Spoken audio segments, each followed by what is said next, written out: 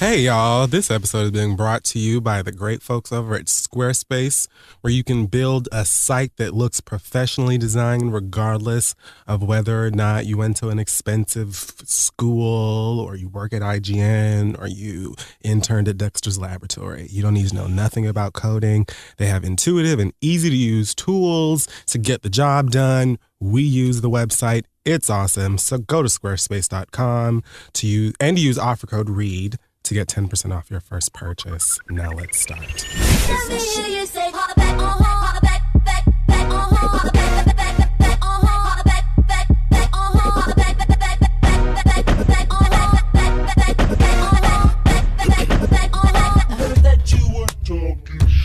I need you to help me with this. Oh, okay. Saw him dancing there by the wrecking machine. Oh, Lord. Knew he must have been about 17. Beat was going strong, playing our favorite song. And I could tell it wouldn't be long that he was with me. Yeah, me. I could tell it wouldn't be long. White people's favorite song. Yeah.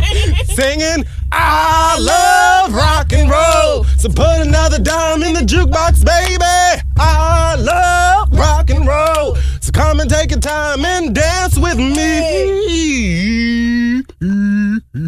Yes. Come on, outro. So I am the Powerball. Oh, bitch. That just reminded me to go get my ticket. And I am David Bowie, rest in peace. And this is the Reid. Bitch, I sure did forget to go get. I don't want to win the whole thing. You could just give me a piece of it. Come on. Like, just if I get like, That's it. if I just get a couple of numbers, just I just give want me $2 million or less. Honestly, I don't need your 1.6 billion. And the whole world looking for me. I what don't. to do with that? Right, that's too much money. That's way too much money. Even if you take the lump sum and it's like $848 million, that's too much fucking money to have overnight. It is. It's too much. What do I do with that? It will fuck your life up. And if you think you can be anonymous or have your attorney claim it for you or whatever, niggas will find you if you win the jackpot, I'm not sweetie. doing They that. will. I don't want it. I don't need that, all of that money. Can I just get like $250,000? I don't need a lot. I'm not asking for much. Just give me regular ass VMA Oscar numbers. I don't need nothing extra, just enough to kind of add to my savings and make life a little more comfortable. That's it. Girl, that's all I'm looking for. I just want to set my family up back home, Yes. give something a little, to Jamaica, Right. start a nonprofit. And that's like, you know what I'm saying? Yeah. Live off the fat of the land. I don't need no 1.6 billion in lottery. I don't need that attention. I don't need that stress. Nope. Anyway, so let me go get my ticket. You right. I sure did. Do you already have yours? Oh, no, I haven't even gone yet. But I was listening to the Friends on this morning and they were talking about it. It was hilarious. And I was like, maybe I should go.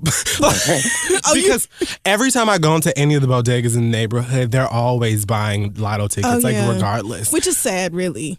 And they be in there with $50 in ones. And they be like, 4, 12, 13, 8. 7, how old are you? 38. Like they just, yes. And I'm like, I just want a water. Right. If you're not at the lottery line. Right. And it's like a whole lottery speak that they have. Like, I want 16 on the power play with the punch ball. Exactly. And like, oh, girl, I didn't know you was good to even do all that. Give me 352s and a 12. On balling out of control. Like, what are you, get out of the way. Right, you playing games and shit. I just want one regular ticket, please. That's all I'm asking. Yeah, I might actually do that. Yeah, go Since get I'm one. a mammy now. Oh, God. I'm somebody's mama. Look at you, and you are sowing your feelings about it. Like. Go on and talk about it, because, you clearly can't stop yourself. I got a puppy. You did. On Saturday. Her name's Link, after Legend of Zelda, and also because bad bitches link up, and that's what she is. And when I went and got the puppy, they brought out a couple of puppies, and they were a couple little small dogs or whatever, because my apartment's small. And she was the only one. Like, all the other puppies wanted to jump up on my knee and play with toys with me and shit. And she was the only one who was just kind of I don't give a fuck whether you come, go, stay, die. No one asked you to be here, so. I'm an independent bitch and I don't need you. So I was like, give me her. She's black. And that's why she's out there chewing everybody's thumbs up and shit. She don't give a damn. Absolutely She didn't independent. come here to make friends. She said, INDP. Do you know what that means? Come on, boosie ass dog. So, yeah. And I'm like... You're obsessed. You're obsessed. I wept today. I was like, this is a dog. Yeah, like, it is. So when people push actual living people out of their bodies, I can't imagine the rush of emotion. Right. It's got to be even more intense because you was in here frowning up at the thought of being separated from that dog for an hour and a half. And I got the dog on Saturday and got a cold on Saturday. Oh, well. Which I'm just now getting over today. Okay. So the entire time that I've had her, I have been sickly. While this dog is like, nope, gotta shit. Nope, I have to piss. Nope, where's the food at? Nope, time to play. What's that? Come on, let's do this. I'm finna chew that on. And I'm just like, you're running around. I can't breathe. Anyway. You love it. It's amazing. You love it. So, Black Excellence this week. I'm gonna give it to some Hollywood faves of mine. Oh, okay. That's different. I don't know how or why I said it like that. Anyway, so first of all, shout out to Taraji for winning that Golden Globe and for being just unapologetically her. Right. And just having a good time. And I just want to briefly cut in this because I'm not even going to give white people too much. Okay. But you know that the white people were seething that not only did she, I mean, obviously there were loads of white people who loved it, but there were people who were just like, she is too cocky and she's so full of herself. And I saw one person leave a comment on Instagram after I think People or somebody posted it, and they were like, she's Hollywood garbage. She loves herself way too much. I can't stand it. And I don't know if I responded back or not. I can't really remember. But I know that if I did, the response was, so would you rather she hate herself so much like you idiot? Like, what is wrong with loving herself? Like, the bitch went to the show and had a good fucking time and was happy to win an award. Right. And like laughed and had like fun. But black girls loving themselves will always offend people who don't see a reason for black girls to be loved. More on that later. Shout out to Taraji. She told them white folks they was going to give her time to finish her goddamn speech. And through shade talking about, I've done all of these parts of an actor for all of these years. And kept saying it. Like, she was like, and I just really thought, Denzel, didn't you think like 10 years ago when I did, but with the trophy in her hand. With the trophy in her hand. And mad like, but I had to play a crackhead, I guess. Anyway, here we are. And I'm going to finish. Nigga, I lived. Shout out to Taraji. Excited. That was dope. Also, a woman by the name of Denai Gurira. I butchered that. It doesn't matter. Okay. But she is known for playing the character Michonne on The Walking Dead. Oh, okay. And is she's my favorite character on that show, and I feel like most people who watch the show truly enjoy Michonne because she's bad, she's got dreads, she's, brown, like a deep dark brown, and she's beautiful and her skin is amazing and she kicks everybody's ass. Motherfuckers are afraid of her. She'll kill you, don't try her, but she also has heart. But she's just like a lovable character, and I kind of also feel like she's underrated as an actor. But regardless, okay, she's going to be playing Afeni Shakur in the Tupac biopic. Biopic. That's coming out? Like a movie? Yeah. And I think that they announced it like some years ago. I think that his mom is actually like one of the executive producers or something. Oh. But I think it's called All Eyes on Me. Okay. And they just announced, I think, yesterday.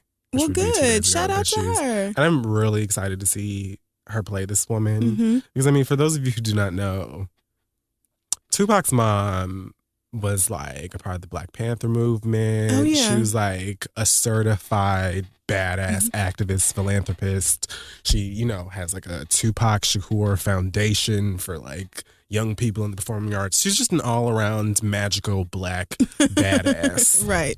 And Tupac was very woke. Yeah. Even during his short, young life, like as a teenager and stuff, he was very aware of how fucked up shit was, and he didn't keep quiet about at all injustice. Lord help me. But that was my favorite thing about him, actually, because I've never been like a huge Pac fan musically. Oh, girl, come. I mean, it's down. fine. It's You know what I'm saying? It's but fine. I liked him. I actually, in terms of like Biggie and Tupac, I've always said I liked Tupac's personality and words and not so much his music, and Biggie was the reverse. Yes, like I liked agree. Biggie's music and not his personality. Because I knew every word to Biggie's singles. Like, my mama would not allow me to purchase his album, but I would tape his songs off the radio and learn like as much of it as I could. And I just never really had that connection with Tupac. But I mean, But I liked, even back then, I remember him being super woke and being on fucking A Different World and kissing Jada in the mouth. Yes, me too. I'm glad Affinity is still around to like provide insight into the character and make sure they do right by her son for the movie and all that. I'm excited for this. Also, some girl by the name of Kat Graham. That sounded shady, but It she's did. an actress. It did. Her name's Kat Graham. I like recognize her name. Is that a YouTube girl? No. She's on the Vampire Diaries on CW. Oh, okay. She's playing Jada. What? Yeah. So I'm really excited to see how that's going to turn out. Yeah, I'm looking forward to seeing it. I would actually they have love a little different world segment of it where they have them like maybe because that was like episode. that was part of the Jada and Tupac story, because everybody back then celebrity gossip didn't spread like it does now, and so we knew about Jada and Tupac, but we didn't know about them, and so seeing them on screen always reminds me like, oh yeah, before Will, Jada did right. She had some boos and Tupac was one of them. They were very close friends. Yay! Shout out to them. All right, your black excellencies. This week in cold beans and collard greens. Cold beans and collard greens. Cold beans and collard greens. Is it cold beans and collard greens? Cold beans and collard greens. So let's just jump back to the Golden Globes. Okay. Because I guess we have a couple of other things that we could mention. First of all, that show. They were as boring as I thought they would be. Like the show, for the most part. Like, why don't they ever just if you're gonna try and be funny at award shows, like hire like real comedians, like notable people that have proven that they are funny to produce these things and like write the stuff. Like some of the jokes are so bad. I don't know if it's just that the joke is bad or that the presenters are just like delivering them horribly. But it's just like there'll be these horrible jokes that just sit there and everybody is like, God, shoot me. Right.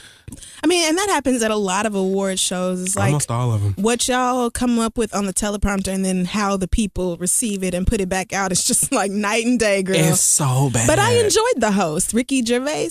I like him. I'm not a fan. I liked him. I liked how he was just very much, well, I mean, I'm sure that's part of the joke, but he was just like, why are we here? I feel like that's regularly his shtick, and when he hosts things, it's just kind of like, I don't know why they're giving me money to do this because everything about this is absurd and I'm going to keep saying it. But I mean, getting paid to again. Shit on an organization during their like they their love big it. show. That sounds like a dream to me. Like, what? You paying me to shit on y'all, clown you niggas to your faces? That's fine. Anyway, I actually preferred the people who brought like their own jokes. Like when Aziz Ansari, when they presented whatever he was nominated for and he had that book. Oh, right. How to Lose. Right. Like a couple people brought their own jokes that were kind of funny. But other than that, I wasn't really a fan of the show altogether. I didn't see a nomination for Blackish. That was offensive. Oh, right. Yes. I don't think I saw a nomination for anybody on the fucking show either. I didn't understand that. Michael B. Jordan wasn't nominated for Creed. Oh, right. And Sylvester Stallone was and won and then didn't thank Michael or the director. Or Ryan. So I'm confused.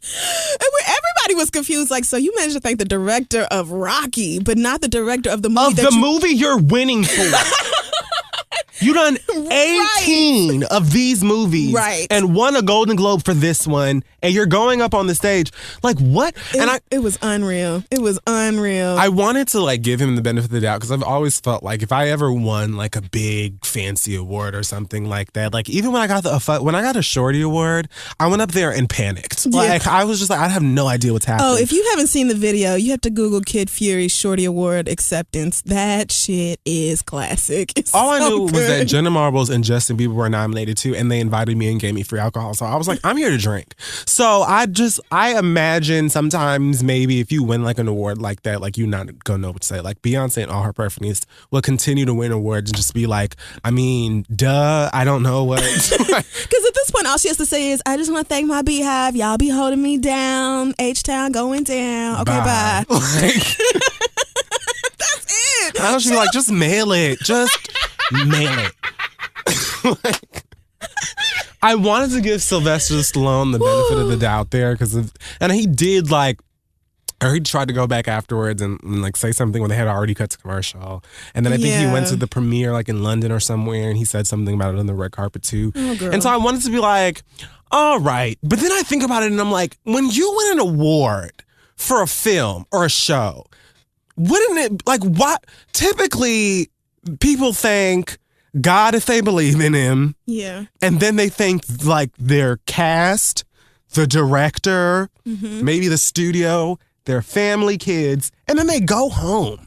Unless you're like Viola Davis or somebody else who has, like, a real deep monologue. Right. But typically you go out there and be like, thank the niggas that directed the show, thanks. And you weren't even the star of the movie. I'm confused. If you gonna thank somebody and you just won an acting award, you absolutely need to thank the fucking director of the movie or TV show that you won the award for. That should just be like one of the first people to come to fucking mind. If you think of no one else. Even if you left Michael B. Jordan out, which I could kind of maybe, I guess. Maybe. I'm willing to maybe give you that. But nigga, you left out the director of the goddamn movie. That confuses me. Yes, it does. It makes me wonder how these black ass names and faces didn't come to mind when you won this fucking award. Because I said on Twitter, like, I should shut up. Because I haven't seen Creed yet. And so I had no intention of seeing it. I bought a ticket, but I didn't go. What? I don't want to. I do that all the time, right? Boxing movie? I'm not going to look at that. I mean, I enjoy boxing, but I didn't even realize it was a fucking Rocky movie until like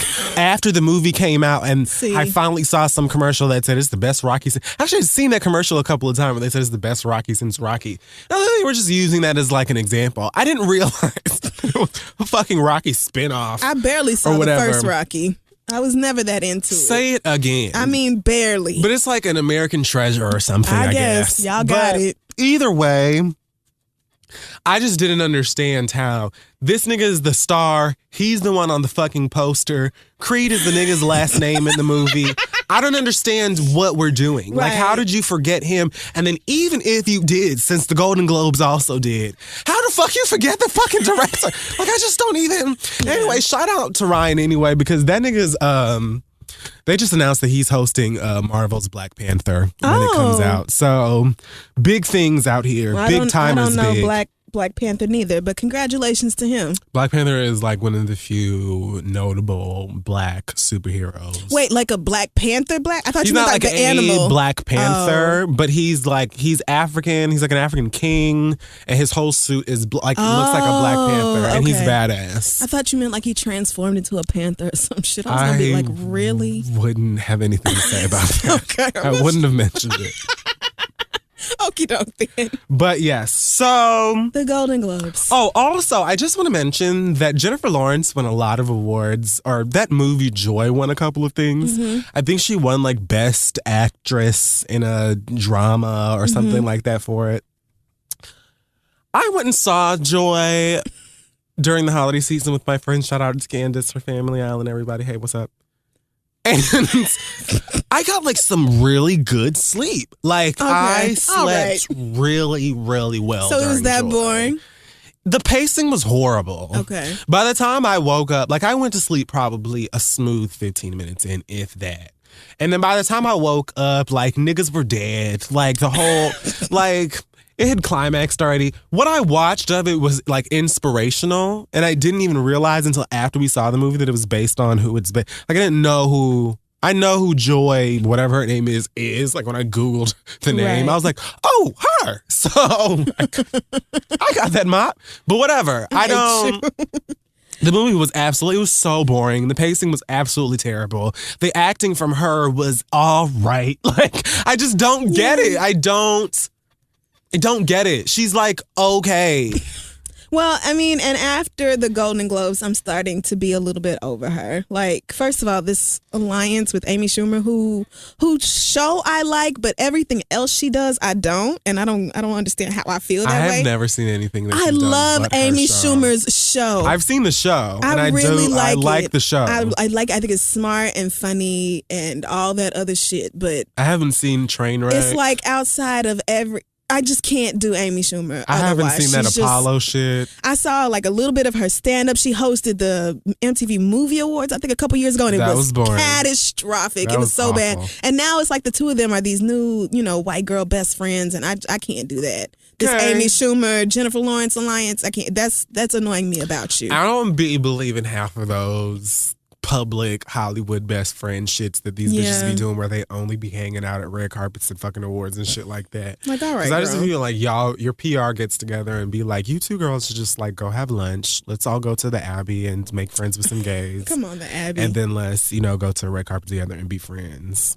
Well, she was shitty to some reporter in the press room because he was on his phone, and then I think a report came out afterwards that he was trying to Google how to say something to her because English is not his first language, but she was like, who, Amy? Yeah, no, Jennifer Lawrence. Like in the press room, I guess after she won the award. Oh. She was like being shitty, like, oh, I guess we'll wait until you're ready and you can look up and get off your phone when the And I thought it was just me, right? Because during the red carpet, and I typically skip those things, but for whatever, I think I watched like the last 15 minutes of the red carpet special. Oh, no.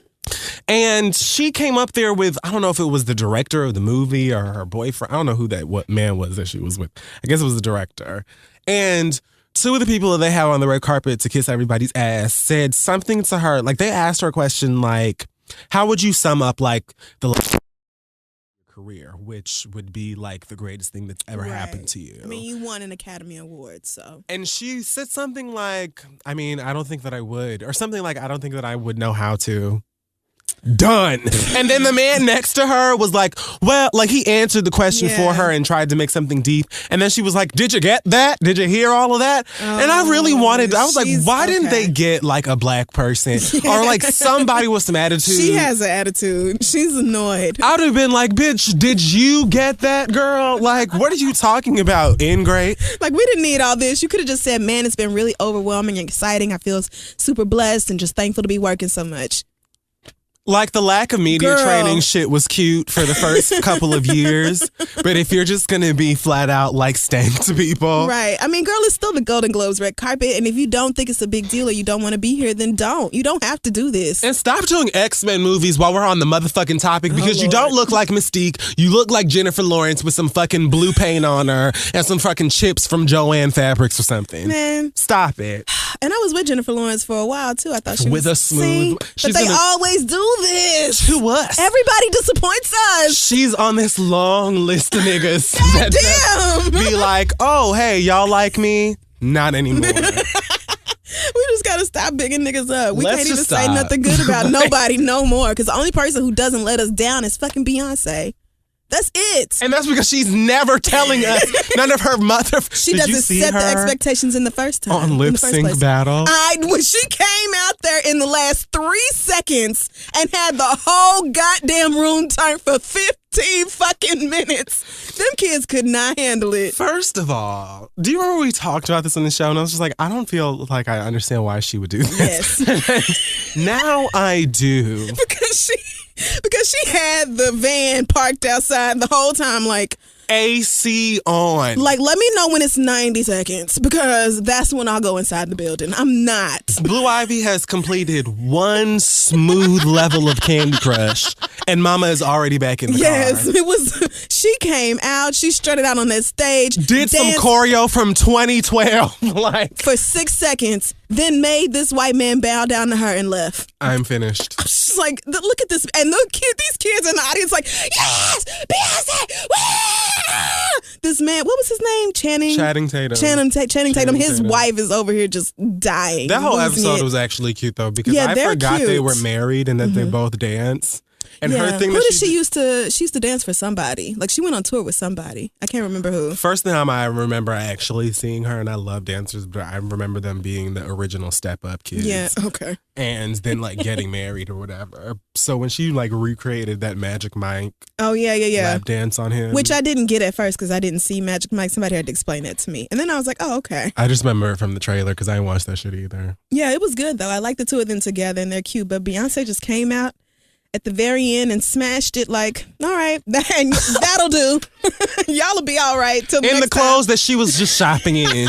Like, what? Just regular old Beyonce, looking gorgeous too. Like, bitch, how dare you? I just don't even understand her. Chrissy Teigen lost it. Everybody lost. Like, I just don't. Man, Beyonce is just like, I'm talking about her. I just feel this glow. Like, I just feel this warmth coming over me. Surely makes me happy to talk about. And I know it makes a couple of you hoes mad, and that's fine. I mean, that's what she brings me Skip joy. forward, stop. It makes really no matter. difference to me. Like, I don't care. She's just life.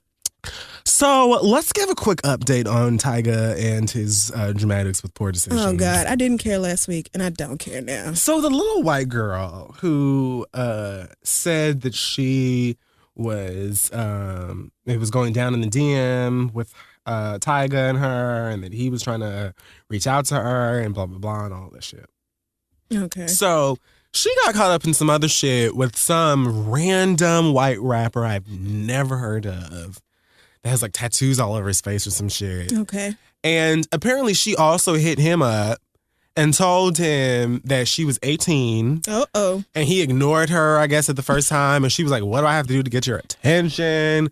Like, I feel like we would make some great music together. Or like, I really want you to listen to my music. And he's put out these screenshots and said some shit like, so you're 18, but you haven't graduated yet? This doesn't make any sense to me. I'm confused. I'm really uncomfortable. I don't want to do this. I mean, okay, good. So again, all I have to say about this, because I felt like something was fishy from the jump. It makes no difference because somebody was in my mentions talking about, oh, well, y'all were real harsh to him because that girl was trash. I don't care about any of that. The fact of the matter is that you pursue, like, you see how that random man I don't know used his better judgment to say, this is a bad idea. Like, this girl's playing games. Mm-hmm. You're telling me she didn't even say 18 to you. She said 17, and you were like, let's get on FaceTime. Like, let's do, that doesn't, right. Bad idea, girl. Just the fact that she's out here trying to be fast and grown on the internet doesn't change the fact that Tyga's response was inappropriate, knowing that she was underage. And that's just it. I don't really give a shit if you agree with that or not. The end. Right. And I don't care about this story at all. So, Juvenile and Manny Fresh are apparently doing an album with Lil Wayne. You know what? And I need Young Money, Cash Money to stop fucking lying to me. Stop because playing. This comes out every 6 months. Oh, a new record from Cash Money. You niggas is not ready. Juvie's coming back. No, all of you are lying and shut up. I don't know why they keep doing this. Like, I thought it was just Stop me. fucking with me. But I was like, ain't this like the 20th time that you niggas done told us this? Like, just shut up. Just put it out or leave me alone. Just do it right. Just drop it out of nowhere. We'll find it. I swear. If you put it out, we will see it. Like, but don't tell me no more shit about his coming. Because I don't believe and you his niggas. Foster daddy were just talking about shooting each other and how they hate each other and all of this other bullshit. And now they posted up at Drake's New Year's Eve party talking about, fam for life. And that's great. Lovely to see it. Whatever you say. Some nigga on Instagram left a comment on just like some picture of Wayne and Birdman together. And the comment said something like, man, until Carter 5 come out, I don't give a fuck if these niggas fuck passionately. Really? It was like the first caption I saw underneath the photo. It wasn't even like a meme. Like, it was just there when I saw the picture, and I laughed so hard. People like, love doing the most on celebrities' Instagram. Sometimes it's hilarious. All of this, it wasn't even a celebrity. It was like a blog or something, okay. A Baller Alert or Shade Room or something like that. Got it. I couldn't stop laughing. Y'all have no scruples on that motherfucker. We'll see with this Lil Wayne and Juvenile and Birdman and everybody. We'll fucking see. Let's just throw like Silk the Shock and Master P and everybody. Let's just have get C Murder to record some verses from prison. Come on, just tell me everybody's coming. No Limit reunion. Call Boosie to come down from Baton Rouge. The Fugees put something together for us. Why don't we let's just get it popping? Let's just lie to everybody. Okay, right. We'll see, Louisiana. Patti LaBelle has a new nigga, a new man. They grown. Really? I thought you was about to sit up here and talk about her damn pound cake. So why you bring that up? Oh, God. Have you had it? Yeah. That pound cake is... It's like, it's what's right with America and like the world. Like, it gives me insight into like positive parts of living on Earth today. Like, it can't be that good. No, it's not that good. But it's like, it's really good. Like, I'm being dramatic. Yeah. But it's really, really good. Just the way the sweet potato pie was like, surprisingly good for a store-bought pie. Mm-hmm. I feel like the pound cake is surprisingly good. So it's moist. Right. Yes. I'm assuming because I haven't had any. Ugh. But it looked like it was covered in icing from what I saw.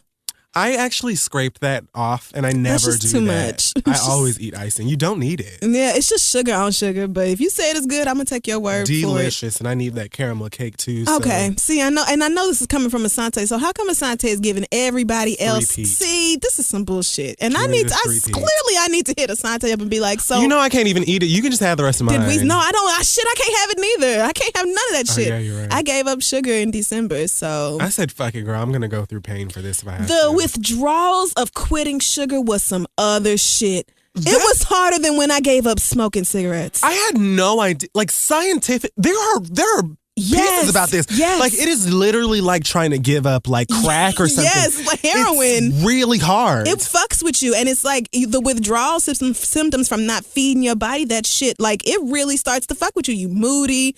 You are like can't sleep. Throat is always dry. It's like a bunch of different shit. Just annoyed and irritable. It's crazy. After a couple of months of not having sugar like that, one day just randomly I was in a bodega and I got one of those like old school Now and Laters that come with 5 in them that are 25 cents. Yeah. I just bought one of them and just fucked them up watching something on TV, I guess. And then I bought them every day again for the rest of that week. Yeah. I bought 4 of them and I was like, what's happening?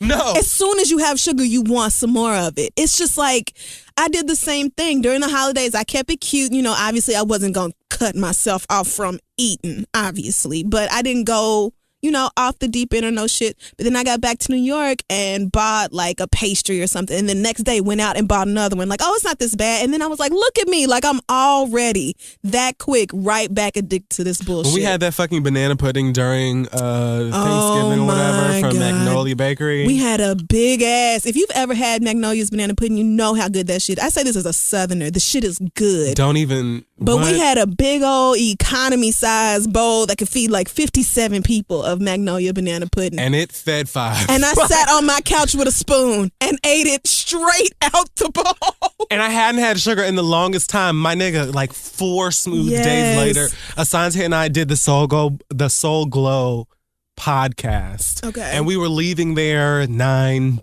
p.m. And I was literally sitting there torn between whether or not I should take an Uber to Magnolia before they closed to get some more. Right. And I did. And you did it.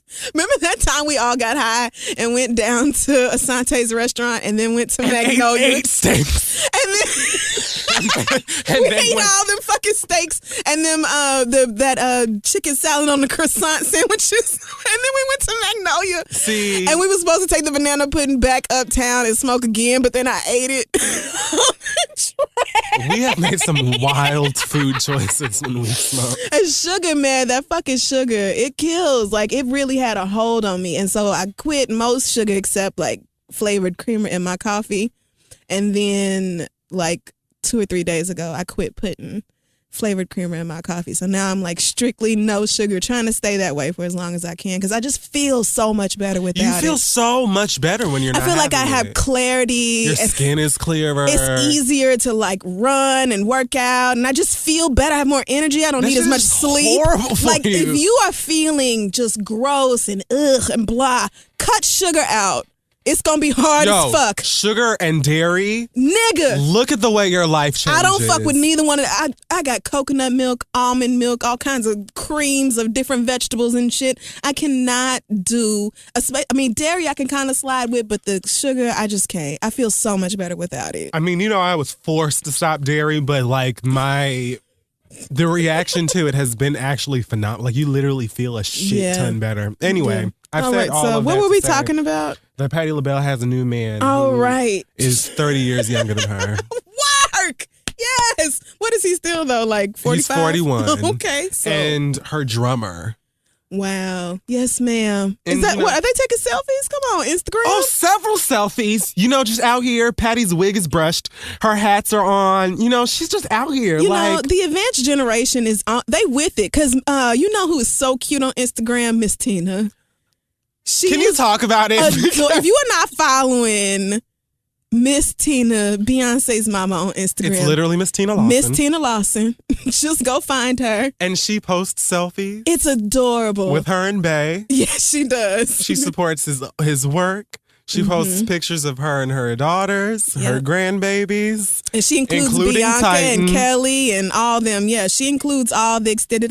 She talks about all of them like they her kids. And it's just so cute. She's right. She's just so cute on the internet talking about, we go to Costco because we can eat up all the samples on Sunday and don't have to spend money on brunch. I'm obsessed. She's adorable. She's like everybody's cute ass mama on the gram. So yeah, shout out to Patti. I mean, if you keep cranking out these desserts, I was already a Patti LaBelle stan just for music and attitude. Right. I mean, she's already accomplished so much.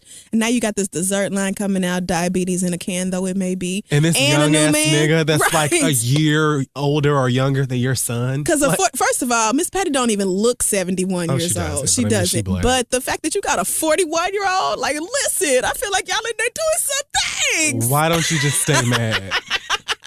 Go ahead then, sis, queen, legendary Miss Patti LaBelle. So I think the only one I have left here, Farrah Abraham and Nicki Minaj. So Nicki Minaj, I guess, watches Teen Mom or whatever. Girl. Did you hear about this?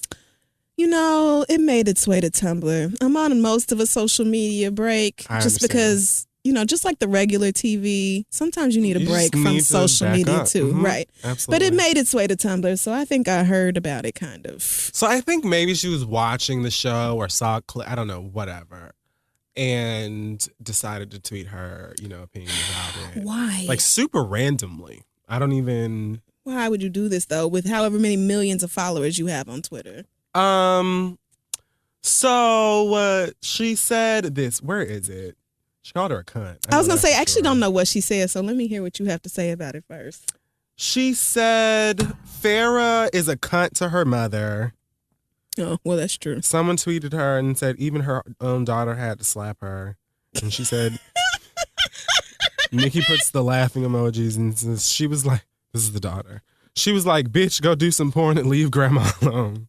Oh, Jesus. Farrah then wow. responded and said, because you're a parent, right? Your videos look like porn. Horrible. Good luck being negative. God bless. Busy making TV. Nikki responds to her. Oh, my God. Why? Really? I don't know. Why? Like, it didn't even need to go this far, but sure. It didn't. She says, your mother didn't open her legs and have that child. Be happy she's helping. Stop talking to her like that on TV, you little cunt. In your case, #big cunt. God, Nikki.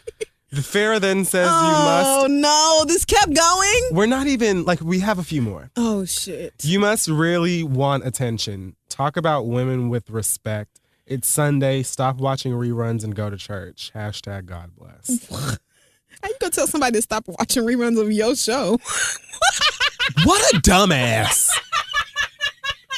Shut up. You Nikki. stupid bitch. Nikki says, instead of dragging your mother, learn the difference between your with the apostrophe and the E and the other one. Then called her a dingbat. Okay. Farrah then says, to be clear, my mom doesn't help me. I help her. I love and care for my mom. Stop disgusting talk. Then she tweeted something about wake, pray, slay. Shut the fuck up. This is honestly getting dumber. Then Farrah Abraham. I don't know if she called into a radio show or on Hollywood Life. She's on like a blog. That Nikki has no room to talk about my family relationships nor insinuate I'm a porn star, even though she is. Or I have no idea why she's insulting porn. Again, the scene had nothing to do with my sex tape. And for her to talk about my daughter, my mother, and be disgusting and ghetto, we're getting that there. word. I no longer am supportive of her or her music. I have no intention of wasting further word on her. Keep watching my reruns, Nikki. She got it right that time. Viacom was like, look, I don't give a fuck what y'all are doing. I was going to say, that Viacom gang. But what we're not going to do out here. I guarantee you legal sent her an excerpt from her contract real fast. Like, whoa, whoa. Whoa, it's what you won't do. Don't play out here. You don't ever tell somebody not to watch You can Viacom Media Networks, bitch. That's what you will not do. MTV said, nah, roll it back. And then she posted her daughter on Snapchat saying, the daughter said, like, stop using bad words. That's what I saw. And she's a loser. I saw that, which... Why would you involve your child?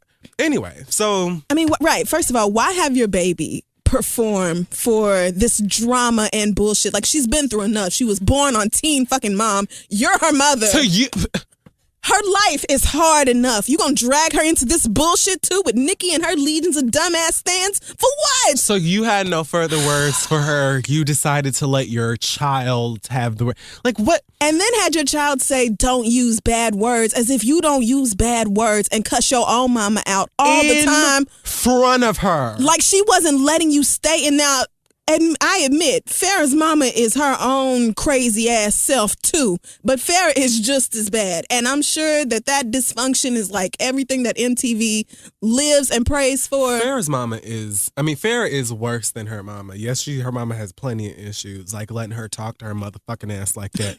But that's just that ain't even the tip I would have of slapped the iceberg. shit out of Farrah so fucking long ago. I feel like that's really not She one ain't of her Mariah biggest Lynn's mama, but like she's pretty, but either way. I mean, right, no, because it's always easy to handle dysfunction when your people are rich. But you know what? I can't even give too much of a comment because I don't watch Teen Mom anymore, and I haven't for like years. I catch it if it's on a rerun, which is probably what Nikki's problem was. Got high and saw a rerun. I make sure, well, Nikki has commented on random shows that she watches for years. So, and she puts like references in her songs and all kinds of shit.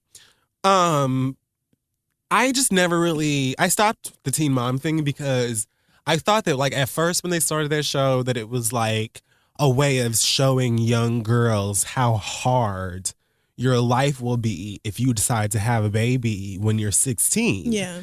But then they kept bringing these girls back like twice a year, and then they would go and sign some new girls up and bring them back and whatever. And I was like, oh, so you're making these girls reality stars. Yeah. Like you're showing these young, broke teenage moms that they can make some money if they basically exploit themselves and they're like struggle. And so now you have young girls like Farrah Abraham that feel like, ooh, I love these motherfuckers paying attention to me. I'm gonna go park my pussy for some motherfuckers on camera, and I'm gonna go get my face all done up or whatever, and I'm gonna, to treat my mom like shit because I'm bringing in some checks from like MTV or whatever. And there ain't nothing wrong with any of those things. But I did see a clip on YouTube of the scene that she was talking about. And I was looking at this little white girl like, are you serious? No, she's a total bitch. Like, she's a lot. She is a whole lot. I would not be able to deal with her ass at all. I would have been knocked her the fuck out. She's the most disrespectful little motherfucker. Like, I'm sitting here like it was one of those things that was so offensive that all I could do was laugh. Because I'm just trying to figure out, I don't even know how my mother would. What? Like, I just don't know why Nikki decided to go back and forth with her. Like, if I said you being a cunt on TV, that's how I feel about it. That's what you opened yourself up to when you decided to be on reality TV. Now, if you have something to say back, that's fine. But I don't see any reason to engage with you about that. Thank you. That's because it was that's just how it goes. I'm not going to act like her saying something I would have said is like crazy or shot out or anything like that. But going back and forth with this little white girl who was only known for having a baby when she was like a child, basically. Right. When you're worth how many tens of millions, like, and don't have a baby. Like, it just doesn't. I wouldn't have argued with this little girl. For what? What does she have? What does she do? Like, literally, she's only famous for being on this show, girl. Nobody cares. And famous is a strong word. That is excessive. Like, that's generous as fuck. Her name and face are only known because she acted a total fucking fool on Teen Mom. And that's it. Like, and she was the one that did porn. Yeah, and she turned around and did that That's all I know. It was like triple X. It was like quadruple X porno. She went all the way. She was like, let's just all the tricks, anal and everything, girl. Like, fine, girl, everything but on the dick. Shut up. Yeah. And furthermore, you white hoes who love to start using the word ghetto every single time a black person cusses your motherfucking ass out. We see your casual racism, and we're not going to shut the fuck up about it, because what's real ghetto is having a fucking baby when you shouldn't have one, and then making your mama take care of her while you go and fill your cooch and go and get your lips done and up go have fun and act like a fucking ingrate while your mama is sitting here crying, taking care of your motherfucking baby for you. That's ghetto. So be real wise with the words you use, because then she tried to upload some screenshot of her texting her mama about it. Her mama also said, "Oh, well, we don't have to be ghetto or whatever." So the apple in the tree and all that's fine. All right, whatever. But watch your mouth. Farrah and Janelle and your baby, like two sides of the same white trash coin. It's just one of them has money and the other one doesn't. But both of them hoes, it's just like, girl, I don't understand why Nicki went back and forth with her, but all right. If y'all wanted to turn this into a thing and put it on the blogs, fine. That's y'all's business. Well, that's all I've got for this week. Oh, I thought you were going to say something about Quentin Tarantino, because he said the same thing. About what? During his speech when you said ghetto, I thought that was what you were going to talk about, because he was like, when I talk about composers, I'm not talking about movie composers. That's ghetto. I'm talking about, real composers. And I didn't hear about this. Yeah. And then Jamie Foxx came back after that speech and was like, ghetto. Like... That's the word. Jamie kept it so real that night. So shout out to him. A lot of them Negroes were keeping it real this whole time. Yes, they were. Denzel Washington was sitting up at the front row of the Golden Globes, looking as bored as anybody could possibly be. And his speech was just like, I don't think Denzel even wanted to beat her, really. It was just kind of like... He had like a speech on a napkin or whatever. But he couldn't read it. Because he didn't have his glasses. So he called it as like, you didn't bring... your glasses, and everybody's laughing, and he literally was just like, man, it's all right. Like, he was just like, whatever, nigga. Like, I don't care. I know I'm getting the Lifetime Achievement Award or whatever, but look at my family. I did see the lesbian. I did wonder briefly, was she married to somebody? Okay. I did see her. Yes. People had questions. I mean, because who is this? Hi. Right. Hello. He texted me and was like, I Googled. I didn't.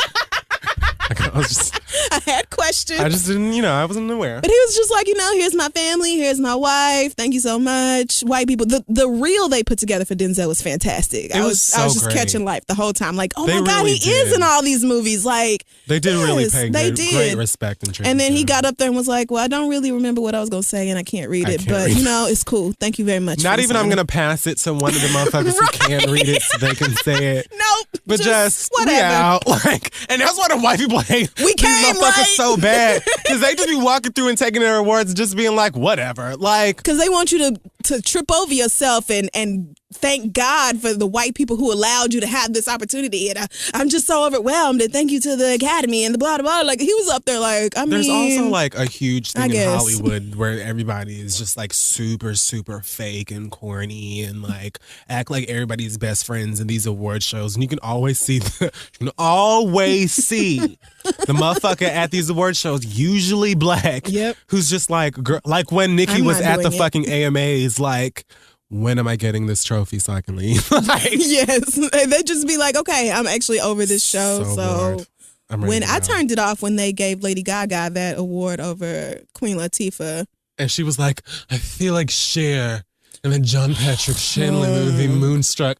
And everybody in the audience was like, what? Like, right. Queen Latifah was like, we can go now. This is, why are we still here? And they was like back there laughing and she heard it. Like, she reacted to it on stage. They didn't give a fuck. What you gonna do? And granted, I was like, she did well in that horrible ass season of American Horror Story. So good for you. It's still on, but right? Like, I think it finishes like tonight. It scared the shit out of me. It was so dumb. It was so much. I wasn't scared at all. It was just a horrible fucking story that made no sense and there was no payoff and the climax was trash. I could not get into it. It was it was just too much. It was like too the much. only good parts about it was the fact that I got to see her acting and I thought that she was decent. But Bessie was phenomenal. Yeah, Bessie it was far so better, good. but So I got whatever. fed up and cut the TV off. I had to watch the rest on my DVR. So yeah, I'm done. I don't have shit else. Well, cool. Let's take a break. Hey, you guys, this episode is being brought to you by Squarespace. Listen, if you're anything like me and you have a presence or a store or any kind of a profile, portfolio online, and you've tried to set up a website, then you probably had no idea what the hell you were doing. It is quite complicated, so many different ones and zeros and parentheses and all kinds of random stuff. With Squarespace, they make it super easy to get all of this stuff done. And you have the opportunity to get a website that looks professionally designed and sexy and all of that great stuff with no skill level or coding knowledge required. They have intuitive, easy to use tools that are all up right in there that's just very step by step and allows you to put something together that looks great so you're not out here being janky. And you get a free domain if you sign up for a year, which is also helpful if you need a website or something like that. So get into it, Chris O. Yes, like Kid Fury said, Squarespace is so very easy to use. Even I can do it. I've been using Squarespace for thisistheread.com for the past 2 years. It makes it so easy, and you need a website if you're selling something or you have an online presence or you need a blog. Really, for whatever reason, Squarespace has a solution for you. So head on over to squarespace.com today and use offer code READ to get 10% off. That's squarespace.com, offer code READ to get 10% off. We thank Squarespace for supporting the show, and now let's get back to it. So we're back. It's time for our listener letters. It is send your questions to asktheread@gmail.com. And our first question today, I don't really understand the words in it. It's for you. I knew that you were going to say it. And I don't really get what it's saying, but it says, I'm curious if Kid Fury is going to be at PAX East. You If just said not, PAX. PAX, okay. If not, he should consider taking his game there as an indie dev. It's not as big of a gaming convention as E3, but it's definitely the second business. Hope you end up going. Please bring demos of your game. You have a game? I don't have a game. Oh. But I have said publicly a few times that I have like... I was like, what the fuck did I miss? No. I have like a Okay. whole entire idea for a game. I've talked about Asante with this a million times over some kush. Oh, okay. But like, no, I have like, maybe if I win the Powerball, I'll keep a good chunk. There you go. And design it. But yeah, like I have an idea of like a really cool game, like starring some Black characters, queer characters. Oh, so maybe he thought you had a demo of it ready that you could take to the... Wow. But can you do that? Is it like that where you just... Well, there are a lot of independent developers. It's indie dev. Indie dev. Yes. Oh, God. Oh, indie dev. I mean, I wouldn't have known if I didn't know. It's like, fuck with those. excuse me? There are a lot of them who are building games like, you know, at home, in their office when they should be working, like all kinds of shit, like It's building real. games and coming up with good stuff and putting it out or like on Kickstarter. And a lot of games are getting like fully funded on Kickstarters now and shit. And then they turn into some like bank, like, Yeah. like huge studios buy them and stuff. I'd like to focus on like immediate things now before I branch into that. But I'm very, very passionate about video games. So PAX is like... Oh, PAX like the weed people PAX? No. Oh, I was about to say, that's lit, nigga, go. If there was a PAX convention. Nigga, go. Take me too. Shit. I can't remember what PAX stands for. I'm actually going to search for it as I'm saying this. But I know that it's like, it's a big convention where people go. I think it's more focused on games, where E3 is like electronics in general. So they're like games and then like consoles and other kinds of things in the mix too. And E3 is definitely the biggest, and I got to go this year, which was awesome. But PAX feels like it's a little bit more like you might like meet some cool ass motherfuckers there or some shit like that and get to play with people. Okay. So I don't I even guess. know where I'm actually need to look it up because I do want to go now that you've mentioned it. Oh, it's in Boston. How far is Boston from here? Not that very. far, right? No, you could take the Amtrak. Okay, cool. In April. I might have to get some tickets. It's going to be frigid. What? It's going to be so cold. In April? Oh.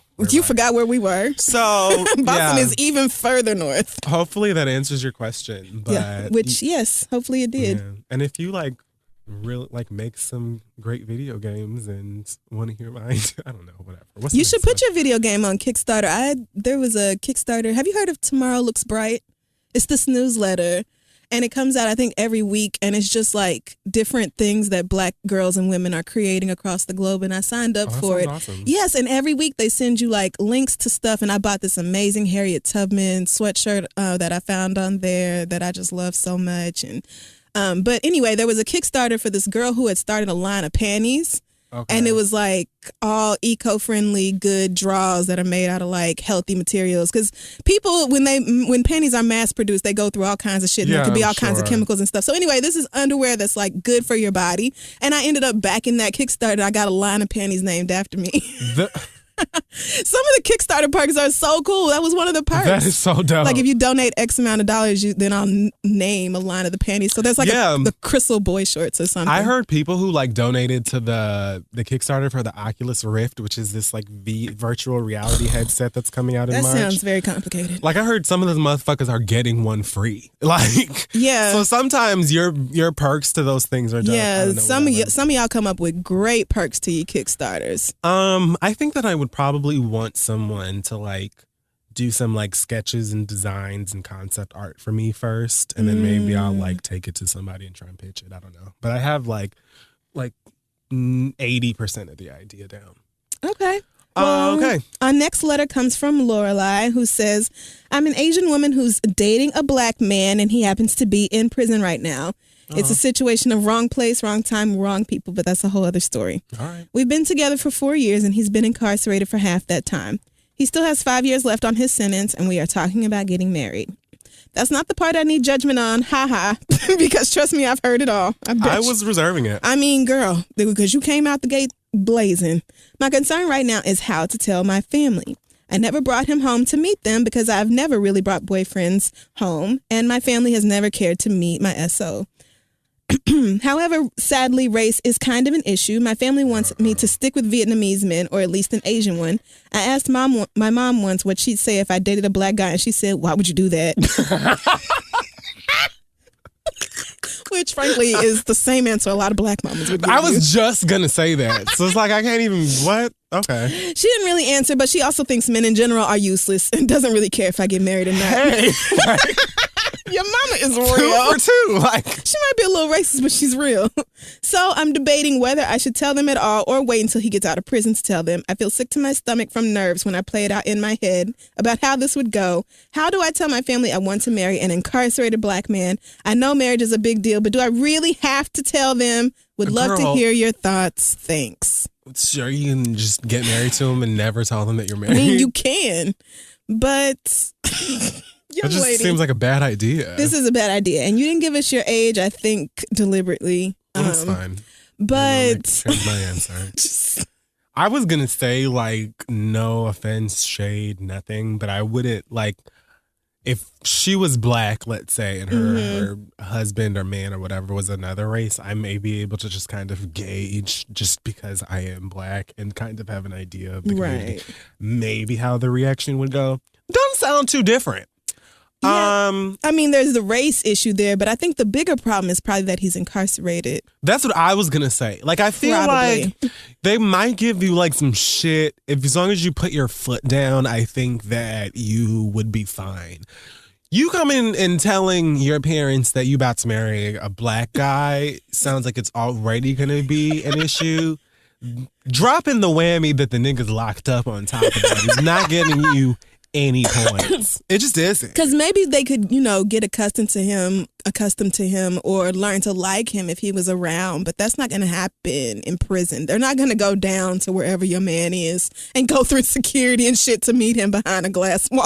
I just wouldn't say anything until that nigga gets out. Exactly. If I were you, I would continue to date.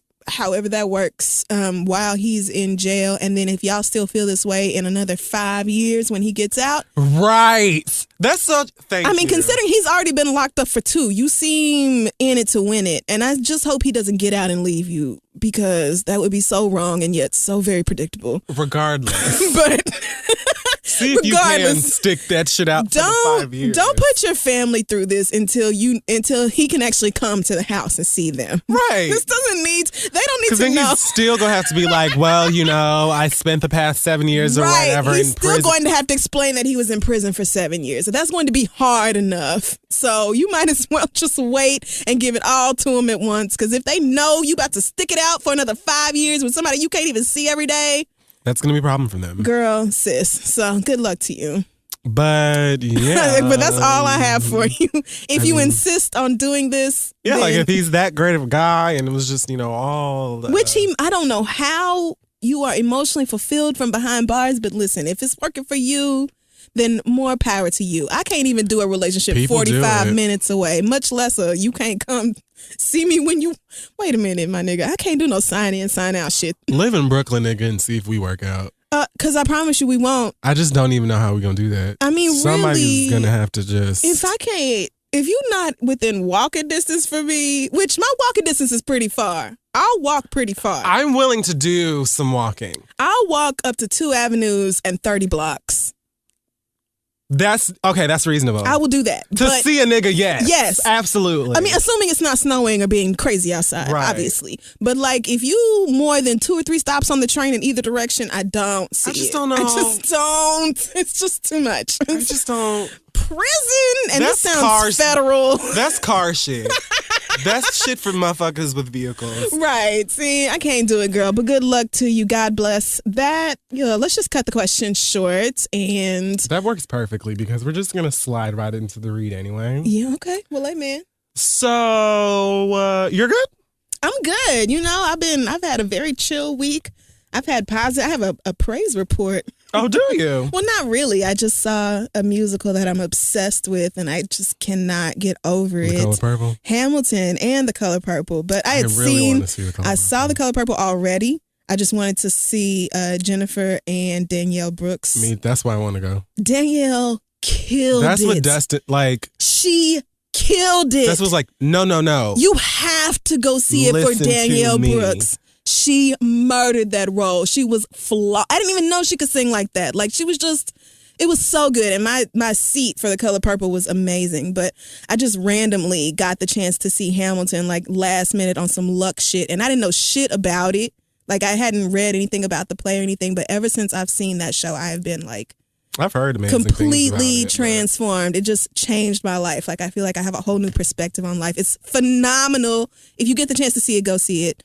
But that was just I just had some little positivity to get out. That works perfectly this week. Okay, great. Why? Because I can tell you are. So I just want to start tonight by saying, first of all, we just so many. Are you trying to narrow it down? And I feel like, okay. What is this? Okay, so first I want to start by saying there was a girl who wrote an article for Elle magazine that was about Essence's Black Girl Magic issue that just came out. Netta's issue? Yes, the issue with Netta. And Yara from Blackish and, oh God, I forgot homegirl's name from fucking Dear White People. Tiana Paris. Thank you. So the article, the tweet here says, Oh no. Here's my problem with Black Girl Magic. Now, again, magazines, publications, all these people, y'all need to start including the writers' social media links in these articles so that we can go off on them. I know that y'all are tired of us having to talk about y'all. That's fine.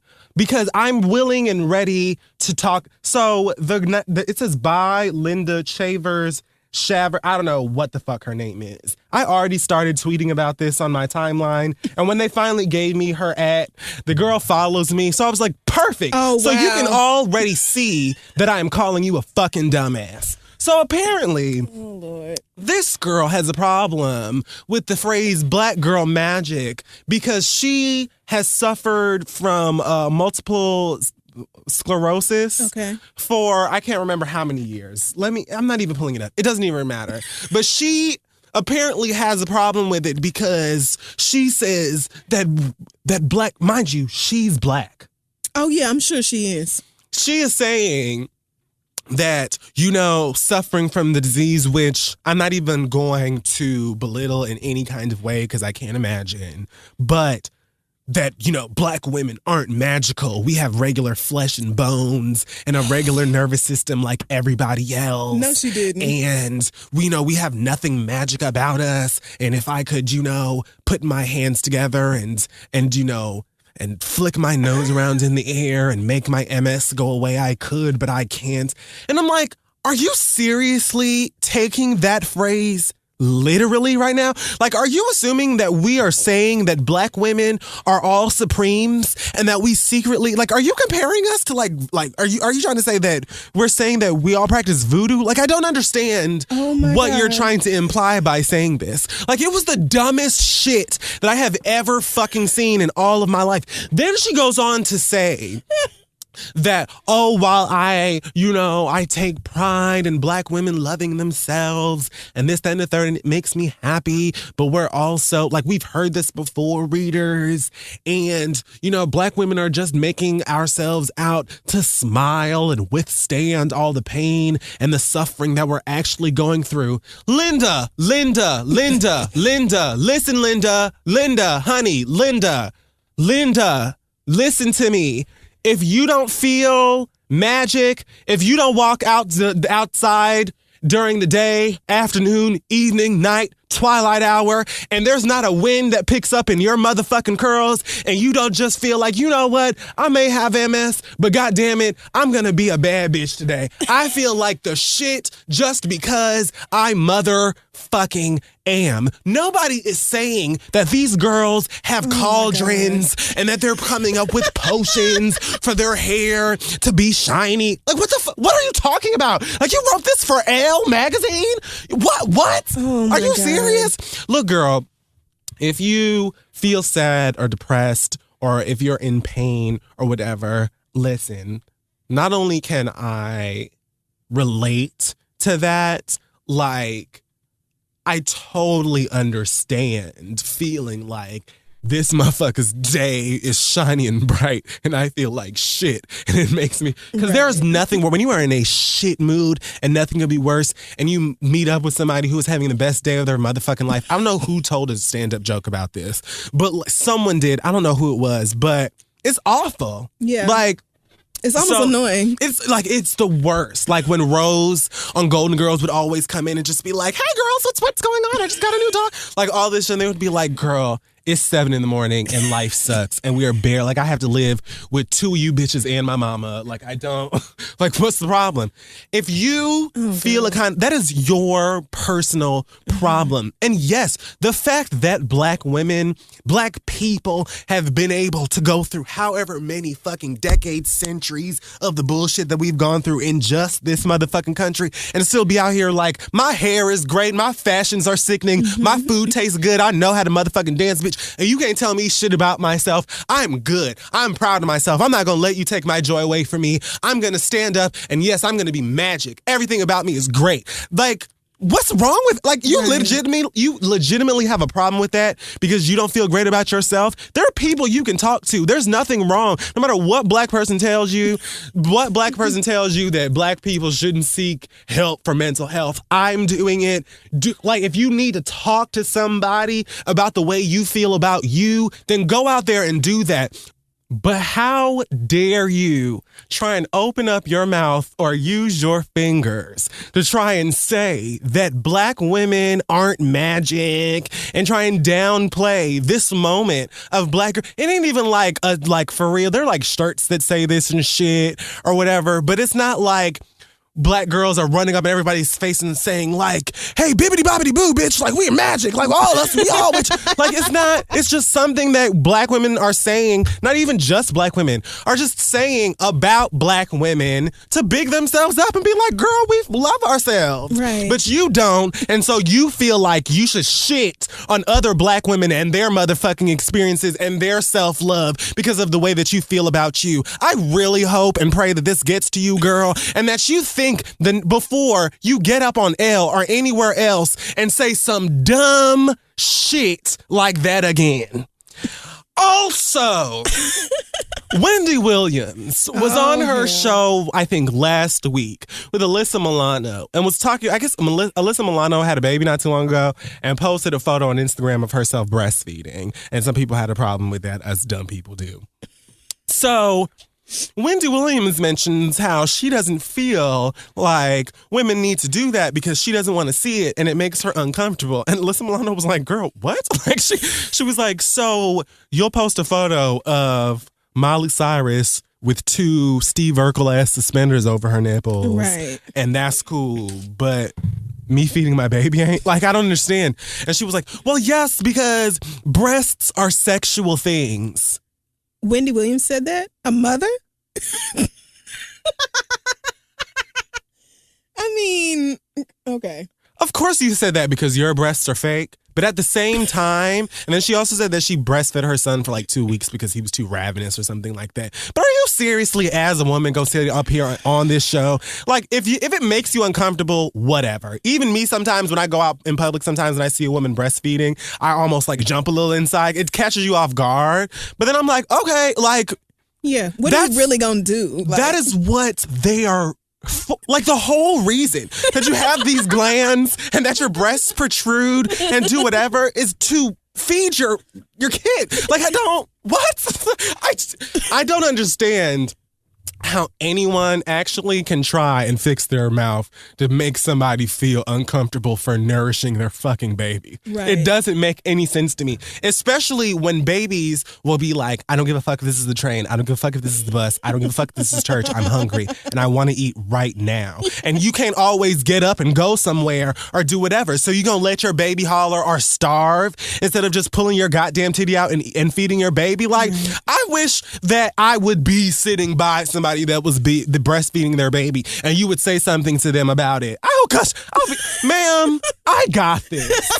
Why don't you mind your motherfucking business, bitch? Why don't you keep your 2 grown-ass eyes of her goddamn tit and leave her the fuck alone? And even if they post it, like, I've always looked at breastfeeding as like, almost like when women pose nude when they're pregnant. Like, it's just like, it's beautiful. Like, it's life. It's something that is just kind of like, and then when you have all of these like scientific, like these resources and references about why breastfeeding is so like important and it's like really great choice for your baby and all this stuff, like literally, no pun intended, get off their tit, bitch. Like, what are you talking about? And I just don't understand why Wendy Williams would sit on TV and her own audience was like, girl, what? Like, because that's stupid. Especially coming from another woman, especially one who has been pregnant and given birth. Really? And then she posts a photo of Coco and Ice-T, and Coco's in some crazy dress. And I guess they were giving Coco hell for still wearing sexy, thoughty dresses when she's a mom now or whatever. And she was like, so how do you feel about that? And Alyssa Milano was like, she could wear whatever. What does that have to like? She looked like legitimately like she was confused, but also trying to be nice and be like, oh yeah, Wendy, whatever. But girl, what? Like, she was probably thinking, I can't wait to cuss my publicist out because who the fuck booked me for the Wendy Williams show? This ignorant shit. She was real cute about it, but I was sitting there on the other side of the fucking MacBook as I'm watching this clip like, why would you say this? And she has to explain to her like, girl, obviously if you're a mom, you can wear whatever you want to wear. And someone said, like, I think Wendy asked her, like, would you wear something like this now that you're a mom? And Melissa was like, I wouldn't wear something like that because I'm 43. But... like, girl, more power. And if I wasn't the type to dress like that before I was a mother, why would I do it afterwards? Like, you're just trying to shit on another woman by being like, oh, well, we're moms and we wouldn't dress like this. But we're not playing that game no more. Like, you don't get to put other women down for not making the choices That's you would late. make. Get over it. Stop it. It's dumb. It's boring. boring. But Wendy is just a big old loud tacky bitch anyway, so.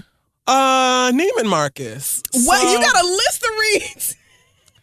Okay, I'm going home. I ordered some shoes from NeimanMarcus.com.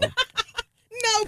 Because they said that the girls were going to come for the holiday season, and I was expecting for them to come during my little Christmas holiday vacation, whatever, and I was going to come back to the city, and they were going to be there, and I would go out on New Year's Eve and have my shoes, and I can't wait for my shoes, and I'm so excited for my shoes.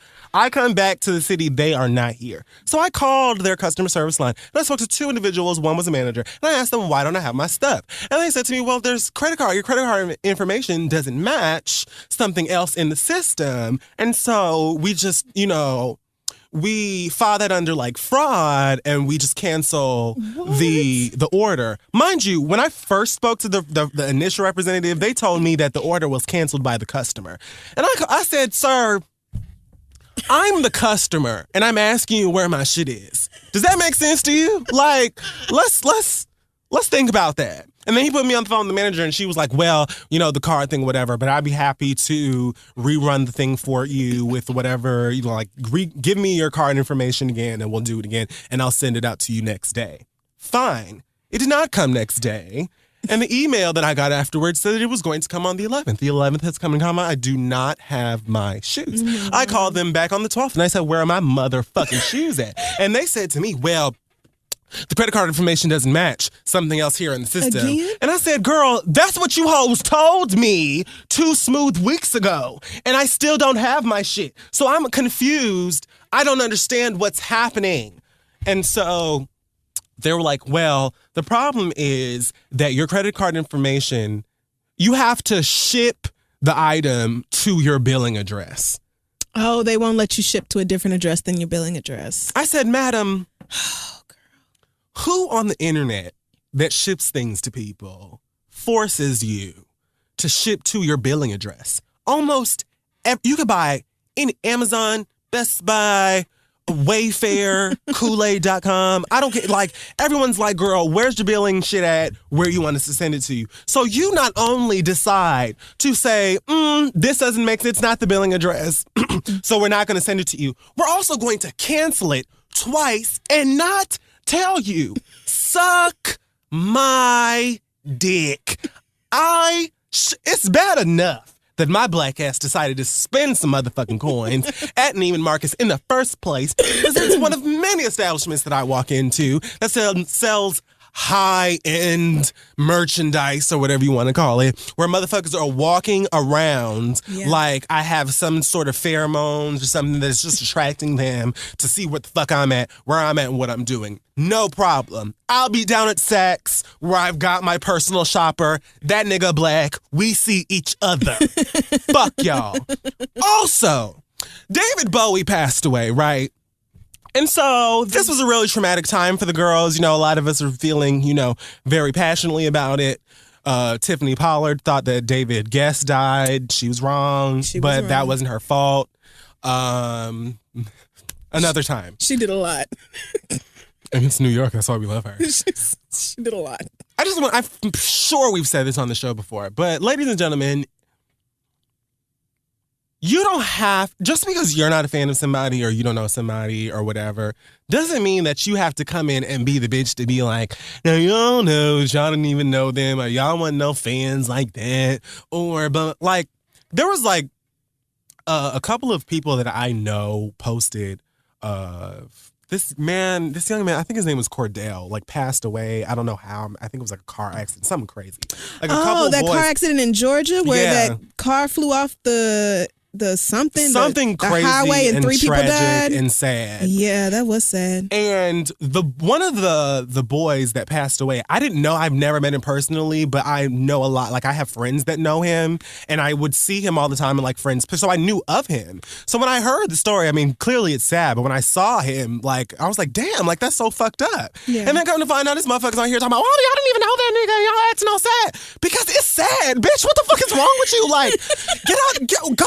Find something to do. Why can't people just grieve or mourn or say rest in peace or something? Because that is just a kind, thoughtful, empathetic, sympathetic motherfucking thing to do. Yes. If you don't want to, bitch, then tweet about something else. Mob Wives is coming on tonight. Find something else to talk about. Leave people the fuck alone. Find a job. Find a life. Find a personality. Find some sense. Find a library. Find things that don't involve you being a public goddamn dumbass and nuisance. And that goes for all of you bitches. And Donald Trump, we're bored. Since I'm here tonight, bitch, we are bored. Since you want to call everybody that tries you boring, bitch, everything about you is boring. Your wig is boring. Your jowls are boring. Your skin is boring. Your tactics are boring. Your gays are boring. Your suits are boring. Your shows are boring. Your life is boring. Your family is boring. Your whiteness is boring. Your ideals are boring. Everything about you is boring. Yet you find ways to call everybody boring that shades you or says something about you that you don't like. Eat ass on Thursday. And I'm out this bitch. I hope you didn't break them headphones. I hope so too. That's not coming out my check. That's not coming out my check. Definitely so not. That's going to wrap up this week's episode of The Reid. Make sure you follow us on Facebook, Tumblr, and Instagram at This Is The Reid, and check out our website, thisisthereid.com. We have a Tumblr? You know what? I actually want to hit you in the face because I said Facebook, Twitter, and Instagram, but we are on Tumblr also and as well. Did I say Facebook, Twitter? I might have said Tumblr. Girl, it doesn't matter, girl. Follow us on the social. It's there. And this Saturday, Fierce Thoughts Live. Oh right, yes, the big day. It's here. SV Theater. I think there are like 20 tickets left, 10 tickets Look left, at you. Look at you. It's gonna be big. It's in the Beyonce room. Right. Right. I mean, it's a blessing already. Just off top. It is destined to be greatness. Beyonce has blessed that space. I'm nervous, but I'm really, really excited, and I think it's going to be a fun time. Good. So, I'm glad. 2016, new things and such. It's happening. So I think that's it for me. Okay. I don't think I have any announcements really. Just, out here avoiding the internet, mainly for those reasons you just gave. Right? Like, why even log on? Like, why even log on when every day is somebody getting mad at somebody else and niggas dragging and niggas cussing somebody out in the same? Okay, girl. All of that involves something I saw on the internet. I just can't, right? Like, you see how much happier I am this week? It's because I've been off the fucking internet for a while and it just feels, I go on Tumblr, I go on Snapchat, I just leave. Twitter is just, it's a lot sometimes and I can't fucking do it. Because we're motherfuckers that just be like at the house doing regular shit all the time. And so then I think sometimes we forget that motherfuckers are crazy. Like you are this dumb and you want people to know. Like, that's right. Mind-boggling. I mean, few things are more annoying than looking at Twitter and seeing a bunch of people complain about what other people are tweeting about. Like, girl, you're in charge of your timeline. If you don't like it, unfollow or mute them niggas and talk about what you want to talk about. I don't get this. I can't. Just fuck One it. time I made a list of all of the niggas that I like, which was like 7 of y'all. And I just deleted I would never went to my timeline. I went to my mentions and list. That's it. It's just, you control it. It's yours. Yeah. Shut up. All right. So that's it for me. Do you have an acronym this week or not? My acronym this week. I mean, you just did so much. You were so angry. I don't have an acronym this week, but I do want to say that I saw Charlamagne in these studio streets today. Yes, you did. And we had a conversation. And Charlamagne, you knew this shit was coming. You knew it's been months for you to get this cussing out. You knew it, my nigga. I cannot save you. Like, it was actually like dampened down because of the length, like the how long. Right. I had to actually wait. It took months, but you finally saw him and had to let. I was all off script. Miles and Milan. Of all the niggas that come through Breakfast Club. My God. Like, what did I do? Right. Anyway, that's it. All right. We'll see y'all next week.